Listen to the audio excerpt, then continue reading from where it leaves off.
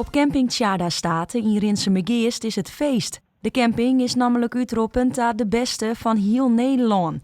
Iets dat eigenaren Harry en Jeltje de Vries tegenwies mij binnen. Dat was geweldig, dat was super onverwachts.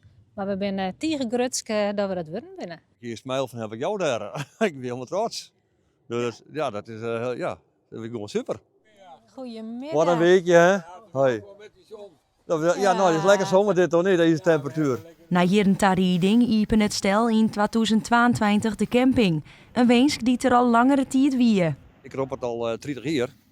Ik zei, die camping wil ik gewoon nemen, die camping wil ik gewoon nemen. Jeltje wie er nog net helemaal, hij zei, al die meesten op team. Ja, maar ik zei, dat went aan ik wel. Nou, ik weet het nog net, zei ze. Maar hier zei ze in. Ja. Toen had ze de knoop tot erop gehakt. Ik zei, dan meet je nog een camping hier in het dorp. Ik zei, we zien wel als het lukt. En dat slaggen dus. De camping kreeg een hege score op de skinnen toiletgebouwen en de romme steenplakken. En de joedijstige campinggasten kunnen haar daar wel in vinden. Wij komen op veel campings, maar als je het sanitair ziet of als je ziet hoe dat hier alles eruit ziet, is gewoon fantastisch.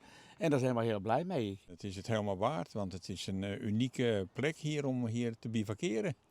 Het is ruim en het is, de eigenaren die zijn erg betrokken bij het gebeuren. Komen steeds langs, dus het is een geweldige opsteker. Het is gewoon terecht, vinden wij dan.